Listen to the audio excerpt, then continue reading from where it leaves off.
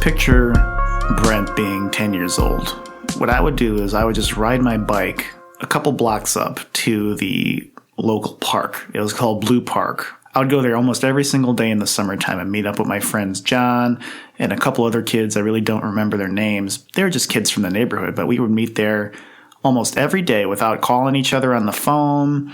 And back in the day, we had like the house phone. There wasn't any cell phones or any way to get in contact with somebody other than you had to call somebody on their house phone with your house number. And we only had 7 digits back then too. Like now it's like, 1-800 and then 7 digits after. No, back then we just had 7 digits. But we never had to call each other. I'd ride my bike over there, and then lo and behold, everyone would just be there. We'd play kickball. We would fuck around on the playground, just like going down the slides and just having fun and just being kids. And a lot of that was probably because I grew up in the suburbs of Round Lake. It got a bad rap throughout my entire life, and even to this day it still does, and I can understand why. There were some issues with it, but the fact that I had those times coming up where I was part of the suburbs and little nuances, we would just find any place to go and have fun, like just by using your bike, and there wasn't a tall building in sight. There was just a lot of grass and ponds and trees and sounds of ice cream trucks, and you would hear the insects in the night, and it just didn't have the pressure of the city. So in my heart, I'm a suburban kid, and I always have been. And I always think back to those times of when I was a child, and it was because I had so much fun in the suburbs. So this is Coffee and Catastrophe with Brent and Gabi. I think that was really what my childhood was like too in the suburbs, like quiet. And especially up here, we have this weird thing where we're like between Milwaukee and Chicago, like pretty equidistant. Takes about an hour to get to each. And on top of that, like we have suburban things like malls and like chain restaurants and chain stores, right? Big department stores, but we also are surrounded by a lot of nature. Like Lake County is known for like its parks and its scenery. So like I grew up like always basically a couple blocks away from like a forest preserve. There's the savannah. There was a wetland across from me growing up. And I just remember it being really peaceful. And like you said, like kind of this like beautiful nostalgic image of like running around outside and biking like in the twilight and like, listening for the ice cream truck and all that stuff. One thing that I've now come to realize though is that like that suburbs are like super, super white. And like they were kind of created to be that way. They were like definitely a function of like white flight from cities once they became more populated by people of color. I can say though for a fact, like my hometown, like Grays Lake, is pretty white, and like that was kind of always my experience. But I did go to elementary school in Round Lake, and Round Lake is known for not being so white. And actually, I think that's when you said like Round Lake gets a bad rap sometimes. I think some of that is tied into it, is that like there's people who think it's like Round Lake is inherently sketchy because like Latino and Hispanic families live there, which is obviously undue ignorance. But yeah. It's very segregated. So in the beach area, the Round Lake beach area, there's kind of a mix between Latino and white. Park and Heights, definitely white, especially Heights. You have a lot of just like kind of old, maybe like retired white people who like own boats and shit. Yeah, and then they're on the chain of lakes. Yeah, and then I was in the part in the middle where it's just heavily Latino. So that never bothered me. There was a big problem with the gangs in Round Lake. I actually lived down the street from like an active gang member, and the police would be at their house all the time, and always like spray painting like fences and shit. And like that was like something that I saw constantly. It was graffiti everywhere. Like even at the elementary school playgrounds, there would just be like gang tags. It wasn't like Banksy shit. It was like legit for like the Kings, like the Round Lake Kings, like, or whoever else was like part of that. So I understand the sketchiness, but it's home to me. So if somebody like grew up in an area like Lake Forest or Deerfield, where it's just a lot. It's like North Shore. Yeah, it's like Pleasantville. Oh my God, yeah. Then I could understand. I will say, like growing up, there was a lot of white people walking around, and now I think I'm the only white family on the block, or at least one of the last remaining few. And I never even talked to the neighbors anyway. you know, with the exception of when I was when I was growing up, I had some next door neighbors that were my friends, you know, David and Richie and Jeff. So, and then their cousins lived on the other side of me, and like Artie and Ariel. And one of them grew up to be a veterinarian. The other just did drugs and stuff. So, but I just kind of heard that through the grapevine. I haven't really confirmed it, but there's just something about the sounds of the suburbs at night, like just like having that kind of pure quiet. And the fact that you're in such close distance with people's homes and backyards and all that stuff. So, I mean, I grew up very, I would say middle class, just like down the middle. My dad did have a good job that was in the city, so he would take the train every single day, Monday through Friday, to go downtown, working at the Sears Tower. It was called the Sears Tower then. And then, you know, he would come home, and then, like, that would just kind of be it. And when they had this quiet understanding of just like, okay, be home for dinner. You can fuck around all you want riding your bike, but be home before nightfall. So there would be some sketchy shit when we were coming up, but it wasn't indicative of any one particular person. I would say the biggest problem that we have in Round Lake is just all the shit that drunk people do more than anything that like a particular racial group does. Because I remember one time I was driving home I was driving down Fairfield Road, which is one of the main roads in Round Lake. There's Fairfield Road, Rollins, Cedar Lake, and then you know, they would say like 134. It's kind of like this big square of the whole town. They're all like county. They're all recognized too as like county roads. Yes. So then I was driving down the street, and then there was a guy walking up the street pushing a baby carriage, like a stroller. And this was like midnight. Oh my God. So then I passed him, and I wasn't going beyond 25 miles an hour. So I looked in my rear view mirror, or like the side mirror, to like kind of like look back at him. There wasn't a baby in the stroller. There was just a fucking case of beer. Oh my God. So this guy just went to the convenience store down the street from him and was strolling a big ass fucking case of beer at midnight. But I think if you wiped out alcohol, or at least had the people drink responsibly in that town, it would completely change. Even more so than the gang activity, because it seemed like it kind of faded away. Now you have a lot of people who, like my neighbors, they just are always at work. They're just always busting their ass. They're Latino, and like that's cool. I don't really talk to any of them, but they just work hard, and then like whenever there's a party, there's a party. You know, the whole block is just like complete, like every like spare spot that's not next to a mailbox has a car parked outside of it, and they're all going to this one house, and it could be 2 a.m. It's just like it's just fucking so loud. But that's kind of what the suburbs is you have all this noise coming from somebody that lives a few doors away from you, whereas like in the city, I don't really, I mean, maybe it's because I haven't experienced that much, but it seems like more noise comes from people who live like in the same complex as you, as opposed to like down the street. Yeah, you have more distance in the suburbs, where it's like you got houses separating you, and then you don't have a lot of noise. Because, like, in the city, like, you're on a main drag most of the time. If you're on a side street, it's a little quieter.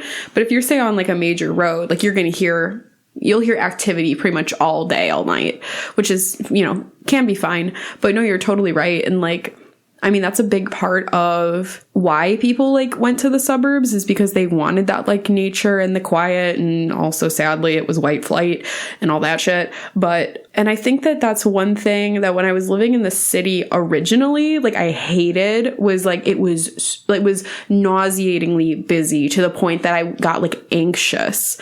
Which isn't to say that, like, that's kind of also a neighborhood by neighborhood thing, like that level of like activity, like throughout the day, it shifts depending on where you are in the city. But no, it's totally like when I lived in my first apartment, it was a super old building. Like it must have been built at least at probably the youngest it could have been was like 1910, 1920. It was probably built in like the 1890s. So like the floors would just creak, and I lived on the second floor. So I could hear every step of everyone above me. The people next door, I could hear their music. Even we had like a back staircase, because I think is it legislation that you have to have an entrance and an exit in an apartment to like be up to fire code or whatever. So I think that's what it is. So they had like, it always had like a back stairwell that you could hear like creak, like every single footstep. You could hear some coming up or going down, versus like out in the suburbs. Like even I like have lived in a townhome for the past like 5 to 6 years, and I get a little bit of noise, but that's it. I mostly don't hear anything. And what's weird too is like in the suburbs, I was friends with like I knew everyone who lived around me, right?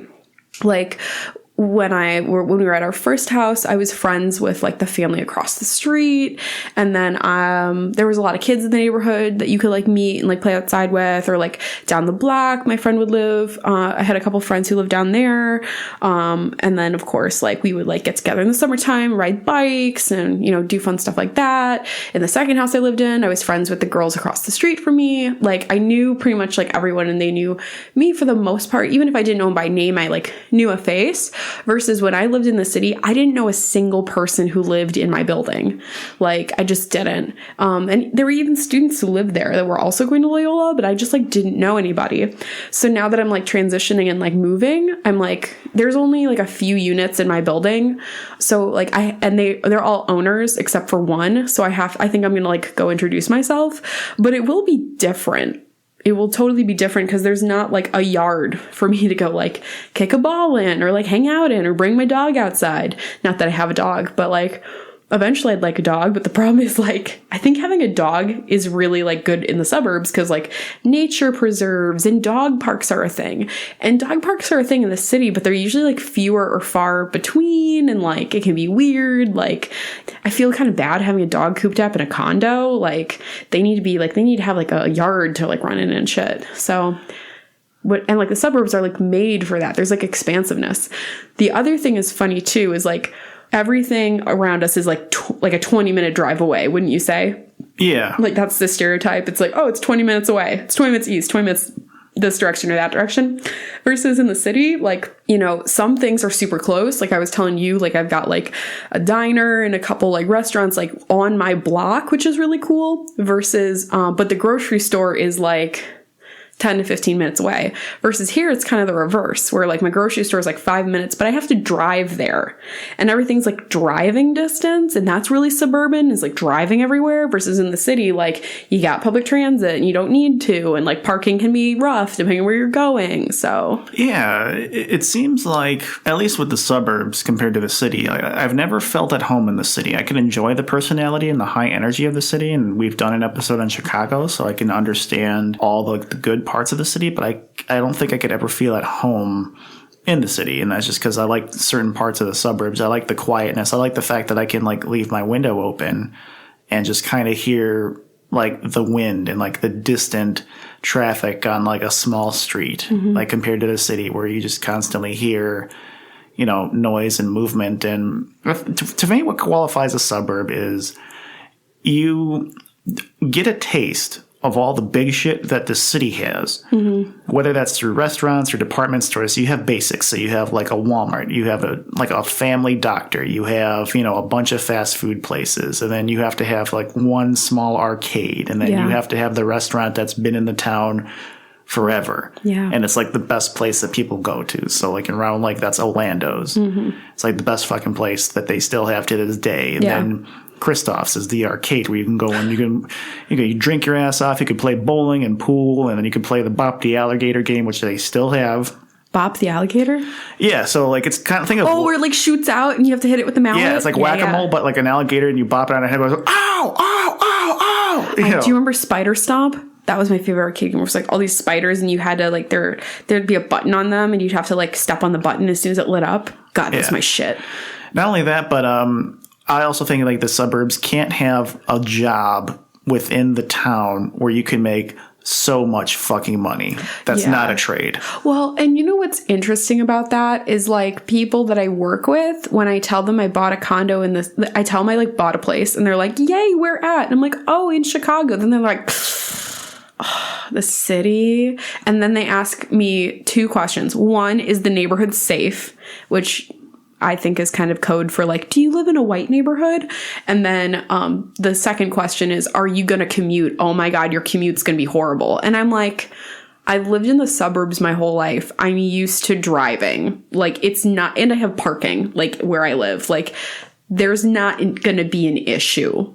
And I'm okay, because I'm the type of person, like, I need quiet time to, like, get ready and focused in the morning and to decompress afterwards, after, like, a long day. So I was just kind of like, I don't know. And I think that a lot of people in the suburbs are afraid of the city just because, like, it's so the opposite of the suburbs in a lot of ways, like with the wide expansion, with the quiet, with the nature, with, again, like demographic wise, often that people get like really scared of the city. But I think that like suburban environments, interestingly, if you're like a kid who grew up in the city, going out to the suburbs is like unnerving for them. So I think it really speaks to, and I say that because my mom's boyfriend grew up in the city, and then he moved out to the suburbs in like the Fox Lake Chain of Lake region. And he was like, it's so eerily quiet. I hate it. And he like loathed the suburbs for a while. And then he kind of like grew to love it. So I think it does kind of speak to like what you know.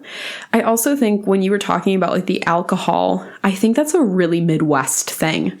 And I say that because my friends out in California and my family out in California, they don't drink like we do here. And I'm not saying like we as in you and I, but like Midwesterners. And like one of our family friends who like grew up in California, she was like, it's like the only thing that people have to do out in like the city, out in the suburbs in like the Midwest is to like drink. Like that's the only fun thing. She's like, I don't get why everyone just like drinks and drinks and drinks. And I was like, yeah, you're kind of right. It's not even like party culture. It's just like, when it's in the wintertime, you just kind of, you go to a bar to keep warm, you get, shit-faced with your friends. Like, that's pretty normal. Yeah, there's a lot of 9-to-5ers. Yeah.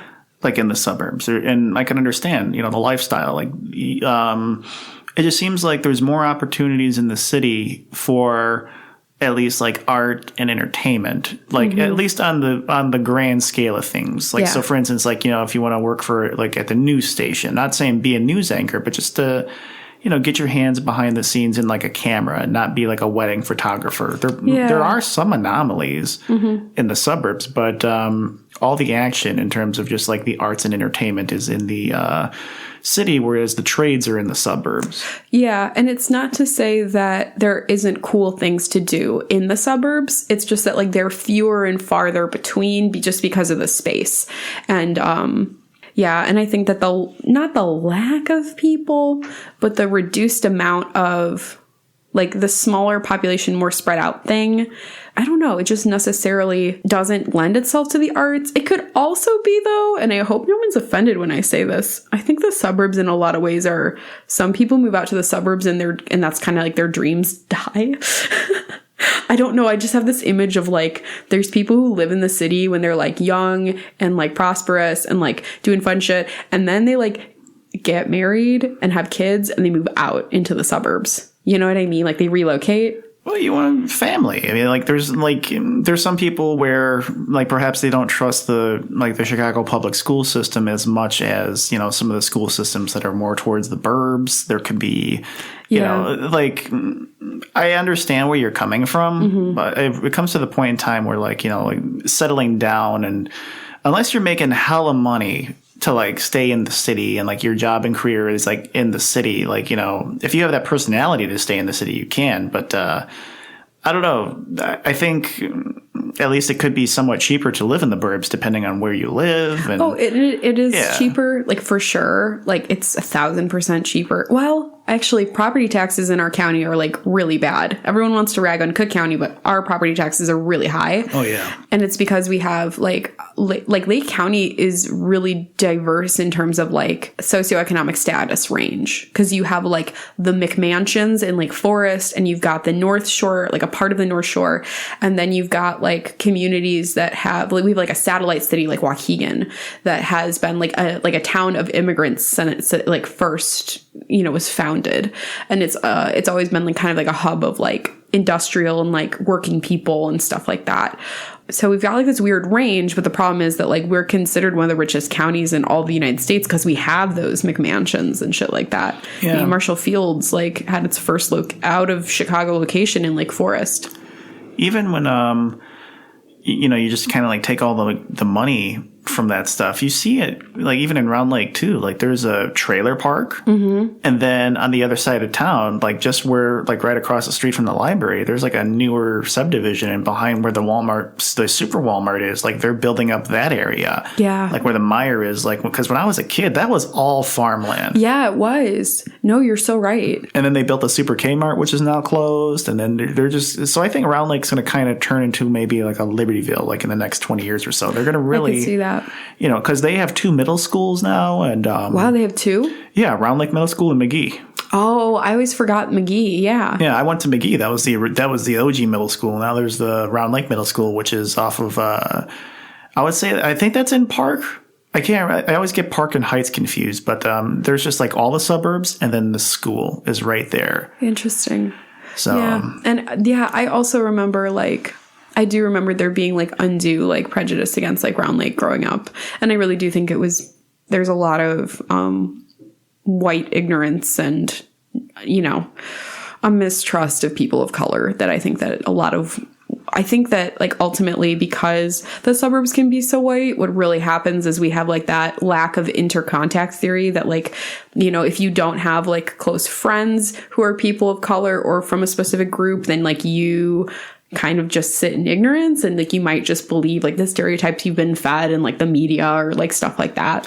So I wouldn't even go so far as to say that. At least like when I grew up, it was more of just like the shit you would hear in school. The reputations of the other schools would like just kind of carry over, especially like from the sports team. So if the sports team Round Lake carried the bad name, and I remember when I would go to Tech Campus, which would be like I went there for TV production and culinary arts for a brief period of time, and you'd have kids from Stevenson and Lake Zurich and Grayslake and Grant and Carmel and like all these other places. And Carmel was like the goody two-shoe, rich, like Catholic school. And private, so you have to pay to get in. Yeah, then Stevenson, like, I mean, I haven't had this confirmed, but I always heard they had like their own McDonald's and bowling alley and all that shit in their high school, and it was badass. And I don't know if they have a bowling alley. They don't have a McDonald's, but they have 2 coffee shops in the school. Yeah, so... Round Lake, which is kind of they had the reputation of like if you were to put it in a person, it was like the bad boy or like the gang member and all. So like we just like always like would start the shit and like to this day, like I tell people I'm from Round Lake, they're like, ooh shit. But, I know, and it's like, oh man, I will say like just growing up in the suburbs, I wasn't really keen on the racial thing because we would just hang out with each other. Yeah. Like one of my closest friends growing up, his name was Darvis. He was a black kid. That's not relevant to the story whatsoever, but just the fact that, it was never a question. Like, it's not like, oh, like he will, well, okay, so he was the friend that was always, he was humorous and severely full of shit at the same time. Oh. So, for instance, I remember... like we met in like 5th and 6th grade, and he was like the cool kid. We were all into video games and Pokemon cards and all that good stuff. And for my birthday, he knew I wanted Banjo Kazooie for the N64. Oh yeah. And then he actually he'd just come over to my house and he would just like hang out and shit. And then he was like, yeah, Brent, this I'm actually gonna get a summer job at the Round Lake pool just so I could save up enough money to buy you Banjo Kazooie. And I was like, holy shit, you're like my best friend ever. He never got the job. Well, also you guys were like what, 12? Yeah, he never 12-year-old just working at fucking. And he never intended on getting the job, and he never intended on buying me Banjo Kazooie. But I would go to his house, and we would play WCW versus NWO World Tour on the N64. And he had his like brothers and sisters. And I remember one time, like we were just sitting Indian style on its floor playing, and then like we were just like intensely playing, like it was like getting close, and we were just like button mashing at that point because we were so young. And then out from behind me, the fucking closet doors just like collapsed like on top of me. Oh my god! And there was like his little brother was sleeping like in the closet, just fucking around. And like when he was sleeping, he like turned over and then that just knocked the closet door down. And I was like, "Whoa, what the fuck?" And he's just like, "Boogie, quit playing." And like he just went, and then Boogie just like walked up, like rubbed the sleep out of his eye, and just walked the fuck out of the room. Oh my God. So another time, like we were hanging out. This is when Darvis discovered smoking cigarettes. And how old were you guys? We were still in 6th grade, so I would say this is about 1999. So we were 11. Oh my God! So right before middle school, and he built a treehouse in his backyard. Like there was a tree in the middle, and like there was a little. It wasn't a big fortified like building or structure. It was just like enough to where you can actually build a plank for a floor, have a little tiny makeshift room. It wasn't very elaborate at all. And I remember we went up to the treehouse, and we were just hanging out. And he said, "Hey, Brent, I got to show you something. You can't tell anybody about this." And I was like, "All right." So he just pulled out a pack of cigarettes, and I was like, "Whoa, holy shit." So he took one out, and he just started like smoking. And he had a lighter too? Yeah, he had a lighter and all that shit. He had like one of the standard like Bic lighters that you get in like a multi-pack, but he lit it up and like he was like acting so cool and shit. And he's like, "You want some?" And I said, "No, I can't do that." Because at that point I was afraid of getting in trouble. Oh yeah. So, whereas probably with a little more peer pressure, I probably could have been coaxed into having a puff of the cigarette, but I just didn't want to go home smelling like smoke. So and were you guys like outside? Like we were outside in the treehouse. Oh wow. Okay. So, and this is a summertime too. So this is around maybe 5 o'clock in the afternoon. So the sun's kind of setting. So his mom came home and saw the smoke coming out of the treehouse. So she came out in the backyard and she said, "Boy, what you doing up there?" And then, like, "You better not be smoking up there." So then Darvis said, "Oh, Mama, this white boy took me up to the treehouse and he told me to smoke. And now he's smoking and he wanted me to smoke." And then, like, his mom was like, "You better get your ass out that treehouse now." So I like scurried out of the fucking treehouse. I'm like climbing down like the wooden steps that are attached to like the trunk. And I'm just running. So then, like, I just get my bike and she is chasing me. She's like, get out, get. And like as I'm like just pedaling my bike like as fast as I could. And that was the last time like I went over to Darvis's house because he like said that I was smoking. And because it was the suburbs, like I didn't even have to go on the main road to go back home. He was just a few blocks away from me. And I was just like go home like just completely out of breath. My parents were like, "Are you okay?" And I'm like, "Yeah, I'm fine. I just played with Darvis and that's all I did." And that was just a typical day. Were you banned from the house after that?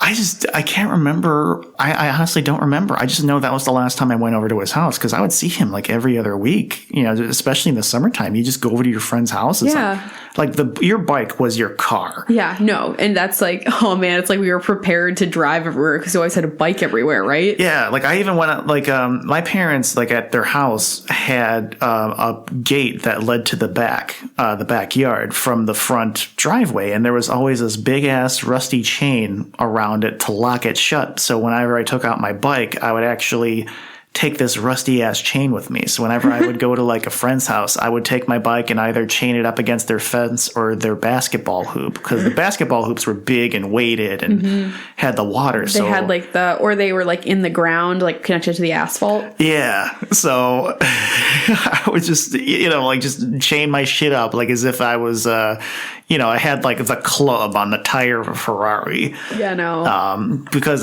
but my bike was a old shitty hand-me-down Huffy that nobody. I also had a hand-me-down bike. That was my first bike. Yeah, so like all my other friends had like the newer bikes, but mine was passed down to me, I think, through my brother. If not, bought it at a used bike shop. I actually didn't learn how to ride a bike until 5th grade. I think I was in 3rd or 4th grade when I learned how to ride a bike without training wheels. So but that like as soon as I learned and like because I don't know, I was a late bloomer with everything. Like I actually didn't learn how to tie my shoes until 7th grade. And I would actually fucking like cry. Aww. And then same thing with riding a bike. Like without my training wheels, like 5th grade was when I learned how to ride a bike. And then behind Blue Park, which I opened the show with, there were trails. So they were picture because now it's a baseball park. But picture just like this heavily wooded area. It was like a mini forest, but there were trails for motorbikes and bicycles and shit. So what my friends and I would do is we would meet up there and we would just hop the trails. So like there was this guy in there named Jimmy. And Jimmy was like one of my best friends, like in school. You know, like how you have like a best friend in school? Yeah. He was my best in school friend. Like you guys like have all your classes together, or like, when before you had like different classes and different teachers, like they were just your BFF in the class. Oh yeah. So like we would just go there and hop the trails. And then John, like my friend at the time, who later became a hoodlum, he was, but like, I mean, when I say hoodlum, he would just always like he would go on people's front yards and like do like figure eights with his truck and like, slack the dirt would just spray all over the people's houses and shit. Like, oh my God. He was a hellraiser, and he was always in like the Round Lake newspaper every week. But wait, for like doing shit? Yeah, like spray painting dicks on like fucking like nothing like nothing harmful, just spray painting dicks. Yeah, he was just mischievous, like, extremely mischievous. And Jim would be back there, we'd be jumping trails, and then like occasionally I'd bring my friend Joe, and that kind of became the smoking spot for some of my friends, but we'd always hide back there. And my friend and I used to smoke in the park too. Yeah, so the trails weren't made out of regular dirt. They were kind of like this clay material. It's hard to describe. So I remember one time I jumped the trail. There was like this hill in front, and I wanted to like just jump across because Jim would do this shit every day. So he was like a young Matt Hoffman, and he would just jump this shit. And he jumped it one day, and then like he like fell on his ass, and then, like we were laughing, and then he was just like, "I like to see you try it," and then. I was like, all right, I'm going to fucking do it, just being a cocky fifth grader with my Huffy that was not meant for jumping. But then so I'm riding my bike, like I'm like standing pedaling, and I'm going. Oh yeah, were you like let it like rock back and forth under your feet? Yeah, I'm just going. And then I just approached this hill, and then I like tried to do a backflip, and this is my first time trying to do it. So I landed like just on my back, and then like my ass slid in this clay mud, and I was wearing all new clothes that literally earlier in the day my mom bought me a brand new Tasmanian Devil t-shirt, and I wore these brand new fucking shorts. Oh my God, you were gonna get killed. Yeah, and it actually, I looked like I was like half mud man, like I was like Two-Faced, and like fucking mud was on the other side. So I came. My God. Wait, she actually just threw them away because that's how much like caked over in clay this shit was. Oh my God. And there was a treehouse in the trails too. Like we would always like go there and hang out. And I remember like built by like the park district? No, like because what happened was like it was pretty much run by the neighbor kids. So it was like think of like a mini town or a mini area or park that was made and created by just the people who lived around there. So one day, like a 13-year-old kid just took some wood and just built a little platform like in the treehouse. So like me and I remember John would just go up there, and that was like our fort or our club. And then like the other neighborhood kids would come there and be like, we want to go up there with like, fuck you, motherfucker. Just being all like 11 and just talking shit. And that was like our place, and we were so territorial of it. And then that's funny. We had to stop going to the trails because one day there was somebody riding an ATV, and I actually remember seeing the aftermath of it, but I don't know what became of the person, but they were riding the ATV, and I think we were going to there, and then we just see a bunch of paramedics and like police officers like out there, and then they just took somebody away. So I don't know if this person became crippled, but they were definitely injured. And right after that, they said, all right, this is private property. You can't come here anymore. And we tried going there like the following summer. And then like the guy, like somebody called the police on us and chased us out of there right away. And now it's a baseball park. It's unrecognizable to what it used to be. Dude, we had like the biking trails like in Grays Lake. Like there's always like there's like the forest preserve, but there's always like there's always like a pathway to get like to downtown and back. And like when I was in middle school and high school, a couple times I like walked to school. It's about half an hour to get to school.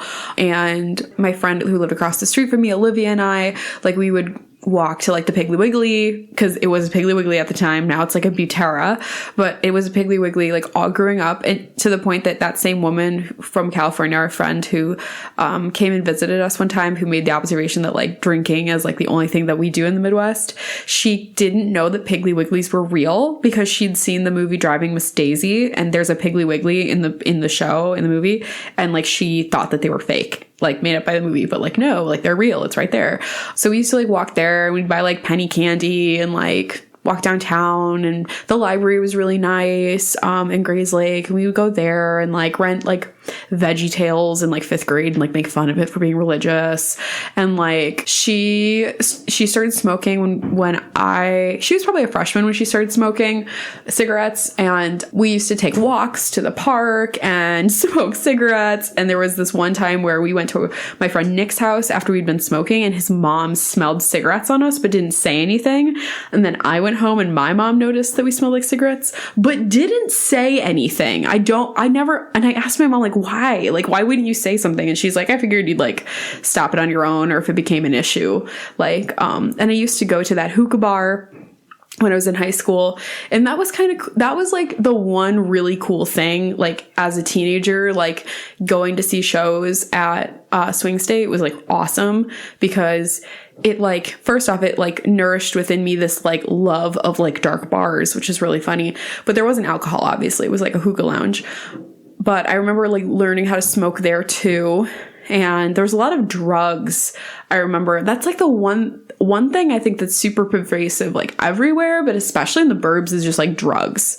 Like you can get anything anywhere at any time, especially around here. Like it's all really, really close by, and you don't really have to go too far to find like any kind of trouble. It's all kind of really close by. And I think that does feed into, like you had said earlier, there's a lot of people who do their 9 to 5. And I think that like they put in their hours and they come home and then they get kind of fucked up. Like, but maybe that's like pervasive everywhere. I think that like Grays Lake it's been on the uptick too. And I think it's going to be like a Libertyville. And when we say that, folks, what we mean is like Libertyville's another suburb nearby, but it's very new money. It's very affluent.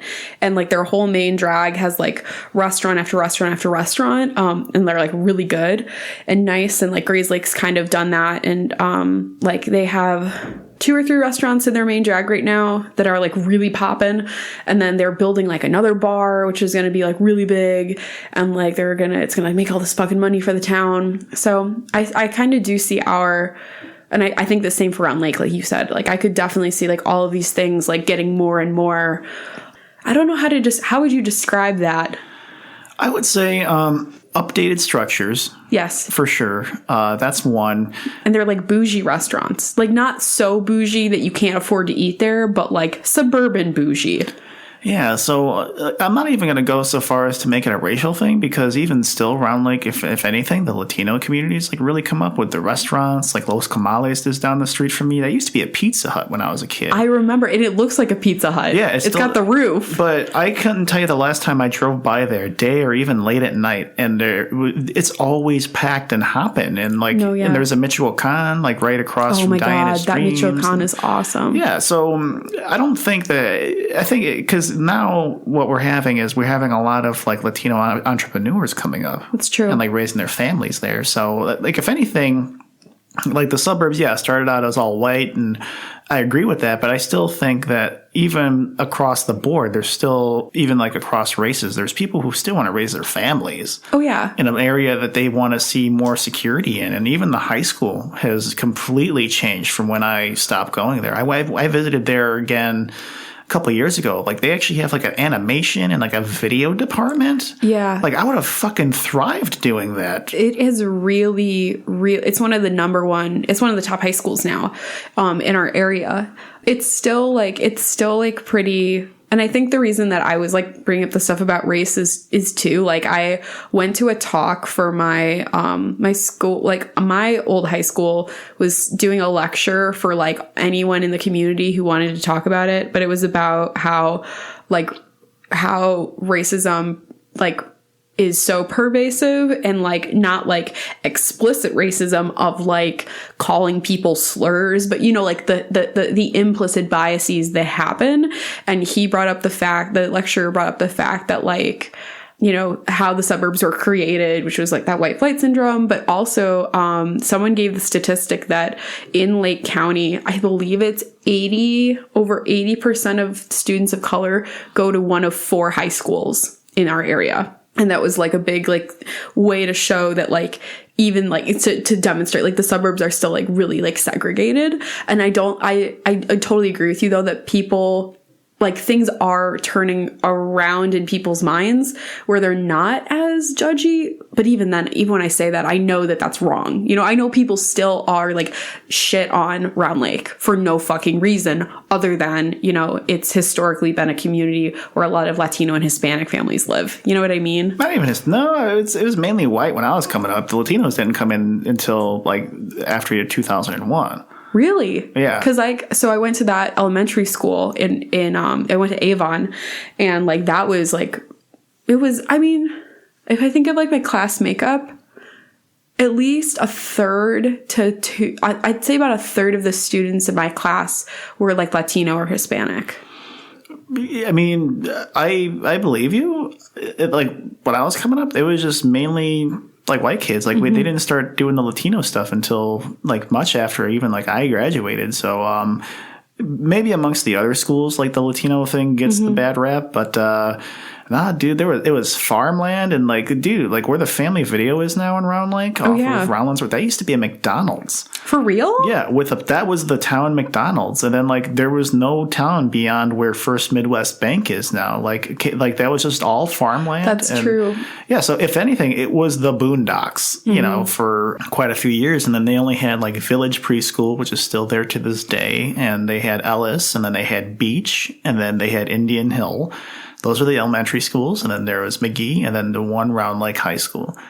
So I think they're putting a lot of money into it. They're putting a lot of money into businesses, and they keep growing, especially like, you know, like the unisex hair salons, and you have a lot of like insurance places and car dealerships and just restaurants where you can go and just fucking get an ice cream. Yeah. You know, and there's more industry for like more commercialism for sure. Yeah, there's like family doctors. So it's becoming kind of more of a populated community. Like there's more shit to do around town, and like it's kind of like, I've said the joke before, but like Round Lake has kind of become like not the I Am Legend town where like during the day you can walk down the street leisurely and play a game of golf, whereas at night you have to like lock your doors and hide in the bathtub with your dog.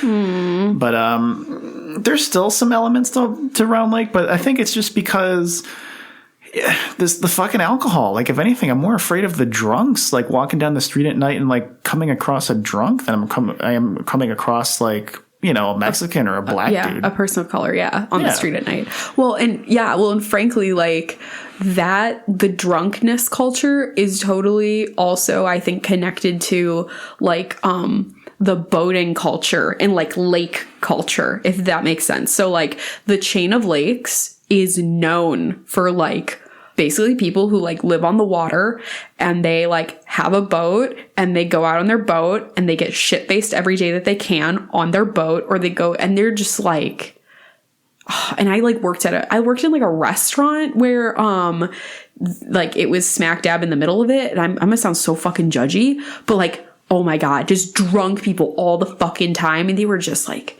nasty people. Like, and when I say nasty, I'm not like, they were just like rude and mean and snotty and like wouldn't tip and would just get shit-faced and be like assholes to their servers and to me as a bartender. And that wasn't like everybody. And then they would be like blatantly, like they would just say horrible shit and like just like bad fucking news bears. And it was like, I fucking hated it. And I like, to this day, I fucking hate. Well, number one, like I don't get boating culture, like period. Cause like, you know me, I am so fucking pale. You could call me snow fucking white. I don't really like going out in the sun. And I don't understand and again, it's like that drinking culture of like, we love getting drunk. And when it's summer, we like getting drunk on a boat. When it's on the winter time, we get drunk in our homes or we get drunk with our friends at like a bar.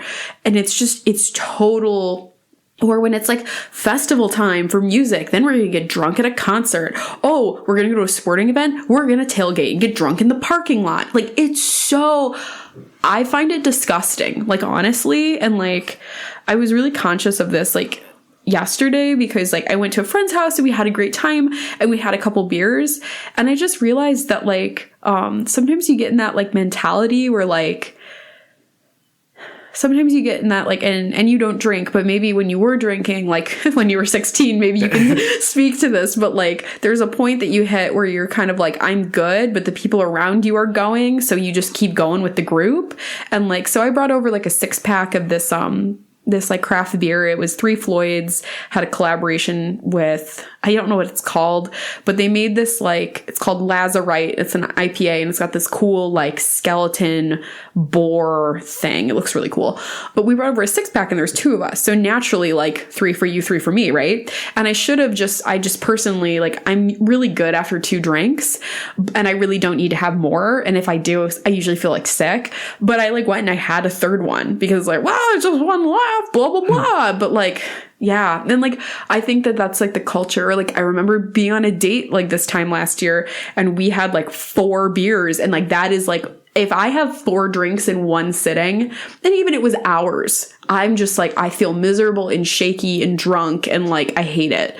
But it's like, that's like kind of what you do around here. Like, you get drunk with your friends. Like, yeah, it might not necessarily be the goal, but it's kind of like when you go to a party, there's always like a vegetable tray or like, you know, a bowl of chips. So it's kind of like whenever there's any social gathering, just, you know, I would say like even in the city too, like just kind of a thing where like the alcohol is just there. So people, you know, they just want to have a good time. So that's just kind of associated with having a good time. And, you know, like when I would drink at party, that was just always there. And like, you know, even now, it's hard to have a party where it seems like the drinking is always there combined with something else. So, for instance, like with Buffalo Wild Wings, it is a bar, but you go there to watch the MMA fights or the soccer games or the baseball. It's a sports bar. Same thing with Christoph's. You go there, like I couldn't tell you the last time I've been in any bar and where there was just no TV, where that was just the sole purpose of the bar. Like, you mean like no dartboard? It was just literally like the bar stool. Yeah. And then, you know, just people drinking, like in the show Horace and Pete, you know, that was like a bar. Yeah. There's no TV, but now it seems like there's some sort of sporting activity or there's something that's bringing people together to have a good time. And then the drinking is there. Yeah. And the sad thing is too, like, I think you're right in saying like, maybe it's not the goal, but it's always in conjunction with everything we do. Yeah. Like my mom is notorious for this. And I think that it's probably from her upbringing, because there was a time in like the 50s and 60s when like it is a good social move and a sign of like being a good host or hostess to, once your guest comes in, you offer them a beverage, like an alcoholic beverage. And I think that was a big thing in like the 50s and 60s that my mom picked up on, because the moment I'm in my mom's house, she's like, you want a drink? I got some wine, I got some beer. I'm like, no, I'm fine. But like every fucking time, or like my dad was visiting my brother and I at my mom's house, because it was my brother's 21st birthday. So again, drinking, woo. And like, so he came over and we were talking, and my mom called and my brother was like, oh yeah, dad's sitting here, blah, blah, blah. And then she's like, oh, offer him a beer. Like over the phone. She was like, oh, make sure, I've got some beer in the fridge. You should ask your dad. And he's like, no, that's like, you know, I'm going to go have dinner and have a drink. Like, it's fine. I don't need anything. But like, it's so pervasive, and like the drinking culture just like fucking sucks. Like, and I don't get how people, do it. And I actually ran into a coworker 2 nights ago. I was out with my mom. We had just bought a lighting fixture for my new place, and she was hungry and I was kind of getting hungry too. So we went out, and like when we were there, there's like all these people like watching the game or whatever. But then like, I don't know. It's just like when you are sober, because I don't know if people can hear it right now. I'm kind of under the weather. Like you and I both have like fucking allergy attacks right now. Yeah. But so like, I don't really like to drink when I'm feeling under the weather. You know, those beers I had the other night, that was like, didn't really affect me too bad. Even though I, again, like after my second drink, I just never like have a good time pretty much. What the fuck was that? I almost shit myself. Yeah. Holy shit. Is there a bee in my window? Yeah, there is. He's like on the inside. Oh no. He's going to die. Yeah. You okay? You jumped out of your skin for a sec. Well, because I didn't expect to hear a horn. Like, I'm a very jumpy guy. No, you are. Just want to make sure you're okay. Just from growing up living in the burbs. We can't handle things that like are random. But yeah, no, it's just like, it sucks to kind of be like the sober person watching the drunk people, because like you see it and I try not to be judgy, but I am, because I like watch it and I'm like, why the fuck are you doing this? Like, don't you have something better to do? And like, I always used to get mad at like my ex because like all he wanted to do was like get drunk and have fun. Like that was his fun. I think maybe that's the issue, is that in the Midwest, maybe everywhere, but especially in the burbs, like getting drunk is what you do. That's fun. That's how you release from work.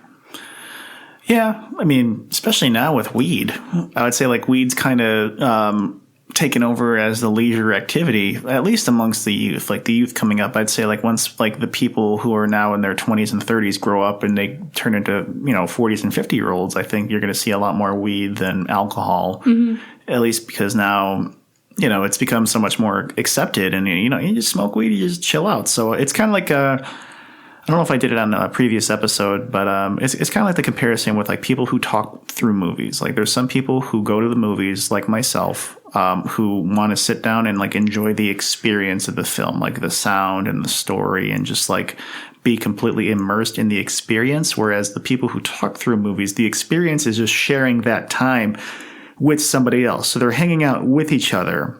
And they don't give a shit about the movie. The movie's just like playing in the background. It's kind of like you ever just come home sometimes and like you're looking on the computer, you're browsing the internet, and in the background you just have a TV show on that you've been watching like throughout the years. Yeah. Like you just have Family Guy on in the background and you're just like not immersed into it, and like you occasionally like look up and see what's going on. And I like, because it's like background noise. Yeah. Yeah. So it sucks because I'm one of the few people. I mean, I think a lot of people want to go and like when Avengers comes out, everyone's going to be completely fucking absorbed into that movie. Did you hear it's going to be almost 3 hours long? Yeah. Yeah. It's beautiful. Most of the time, people just like go to hang out. It's kind of like with the shopping malls. Like a lot of people go to the shopping malls not to go to shop and buy shit. They go to the malls to hang out. And that's why so many stores go out of business. To walk around and maybe buy a soft pretzel. Yeah. So like in Gurnee, like the Suncoast, there was oh my God, 10 years ago. Suncoast. Yeah. Suncoast Video. That's where I used to buy all my anime. Yeah. Sam Goody and Music Recyclery were the places that I would frequent all the time. Maybe I bought one movie or one video game like between all of them. Yeah.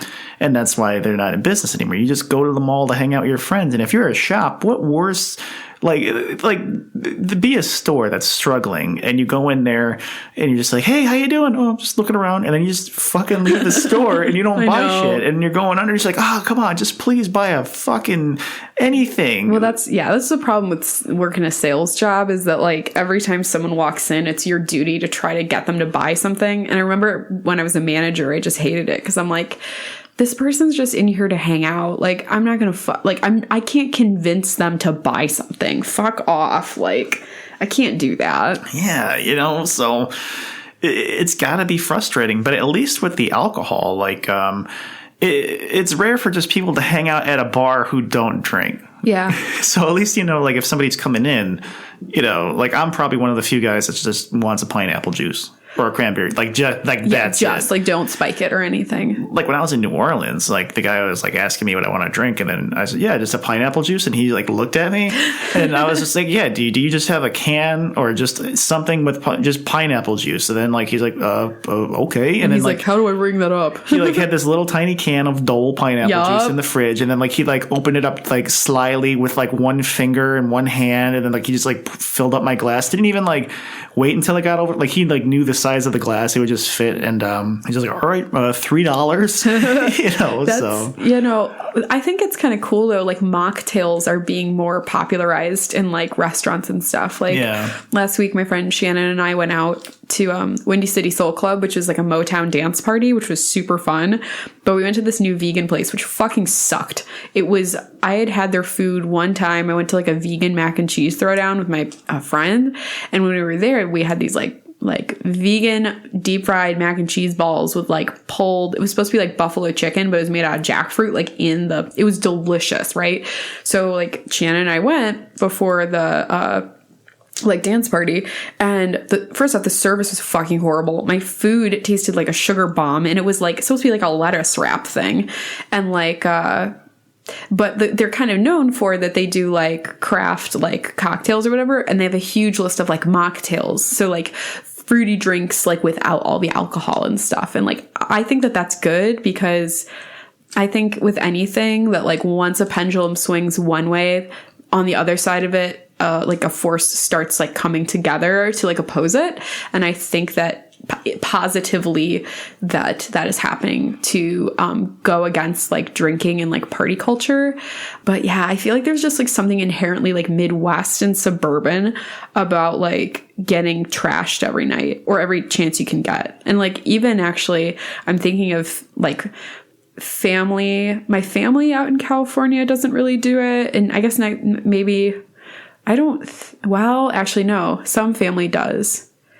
I don't know. It's just like weird, man. Like, I don't know why it's so like inherent to the suburbs to just like get obliterated. Yeah, it's very much so. It could be there is just a convenience store or a liquor store like at least every couple blocks away from each other. Like just God, yeah. Like around like just in Rollins Road alone, like we used to have Mr. T's. That was Mr. T's, and then behind that was like the Quick Stop, and then we had the Tool Shed.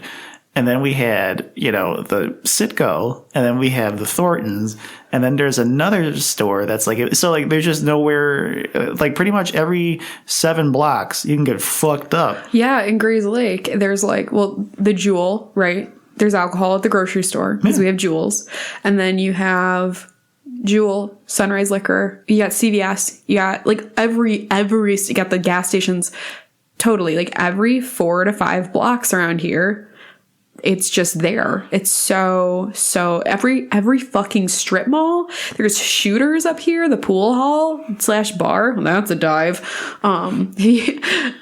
There's just like so many. Even like downtown Gray's Lake. The biggest restaurant is like the Vine, which is a martini wine bar. Next to that is Abel's, which only it's a Mexican restaurant that I love so dearly, but it only survives because of the bar culture there, because it's cheap alcohol. Next to that is a Italian steakhouse that has a really fancy bar, and they always do like tap takeovers and shit. And then next to that is Emo's, which is a sports bar, and it's always packed with people. And now they're building that new bar. And then there's Charlie's, which is it's kind of like the towny bar. This is in 2 blocks. There's 6 fucking places to get shit-faced. Yeah. In 2 blocks. Like, that is, yeah. People want it. Yeah, they want it, but it's like, what does that say about us, man? Yeah, I honestly don't know the answer. It's kind of been one of the accepted things, and I think at least, here's the thing, I'm pretty ignorant when it comes to growing up in the city, because I don't know what it's like to be a kid in the city outside of watching Hey Arnold when I was coming up. Because that was like one of the few kids shows that was as easily accessible that like painted like the city kid. Yeah. You know, it was always a suburb, like Doug, fucking suburb kid. Rugrats, they lived in the suburbs. Yeah. You know, Angry Beavers, they lived in the woods. You know, well, they were beavers, to be fair. Yeah, Cat Dog lived in a fucking house. Pee-wee's Playhouse, like it was in the burbs. Like everyone was in the fucking suburbs. Big Bear and the Blue House, they lived in a house. I think at least, I mean, I'm going to go so far as to say, at least in terms of just the personality of both areas, the city compared to the suburbs compared to a country. So like the country is kind of more of the work involved, like the real, like no pun intended, like the grassroots work. The city is kind of more for adults. Yeah. It's like where you go to work. And even like the night scene, like they're mostly bars and nightclubs, but the suburbs, there's a lot more for just kids to do and the youth to do. Like there's more like roller rinks, and there's more arcades, and there's more, you could like ride your bike around the entire neighborhood, and it's cool. It's expansive. Yeah. Yeah. So like, to grow up and be a kid, like in the suburbs is probably a much different experience from growing up in the city. Then again, I don't know what it's like to grow up as a kid in the city. It's just like knowing the burbs, like the youth is pretty much taking over. Like the adults pay for shit, and there's all the bars everywhere, but the kids, like they have all the fun. Yeah. Like during the day, like Dairy Queen's just out the fucking door jammed every single night in the summertime because kids like the ice cream. Mm-hmm. Same with the fireworks and all that shit. So there's just so many kids in the suburbs, and I don't know, I like the suburbs. They've always been a big part of my life, and I could see myself, if I were to ever move to the city, I don't think I could ever feel at home there, but I would if it was for a career or something. Yeah, I think that I'll miss the quietness of the suburbs at times, but I won't miss the lack of things to do. And plus, because I'm used to driving everywhere, if I want to go someplace, nature is only so far away. You know what I mean? So yeah, I think that the suburbs are this weird place. Hell, Arcade Fire has a fucking album dedicated to the suburbs, which when you listen to it kind of feels like the suburbs, where it's kind of like this nostalgic place. It's a place you grew up and you were able to explore and you felt safe, but kind of like there's also problems, pervasive issues like underneath that like veneer of nostalgia and nature and beauty. There's a lot of like pain and kind of like trying to get annihilated for no fucking reason. There is. I don't think the city's any better. No. They're just taller buildings. Yeah, I don't know. I feel like I don't know. I'm just like, it's weird how when you grow up, the norm is to just want to destroy yourself. Yeah. Get annihilated every night. Well, that's because it's fun. People want to get fucked up. It's so much fun. That's why I don't do it. It's so much fun. It can kill me. Well, you see, I don't really, like, I think it's fun to a point. That's how I feel. Like, it's fun until it's not fun anymore. Like, oh man, what's that? There's a song by the band Mothers called It Hurts Until It Doesn't. And it's like, it's fun until it isn't. But yeah, we should do an episode on like self-destruction. Fuck, you got a couple hours? That one's going to be like our like mega episode. It's going to be like 5 hours long on like self-destruction and annihilation. Let's do it. Let's shoot for that before the end of this season. Let's try it. All right, let's do that. Let's do that. All right. Well, thank you guys for so much for listening. We'd love to hear your thoughts about the suburbs. And you can like, comment, subscribe, rate us. We are on iTunes, Stitcher, CastBox. All of our episodes, our whole archive is on coffeeandcatastrophe.com. If you like what you hear, you can also like us on Facebook at Coffee and Catastrophe. And you can follow us on Twitter at CCWBG. Yeah, and pretty soon, if not at this posting, but we are going to migrate all of our episodes onto YouTube. So look up Coffee and Catastrophe with Brent and Gabi on YouTube, and we shall keep you guys posted. But yeah, in the meantime, just take care of yourselves and be good to each other. Bye, guys.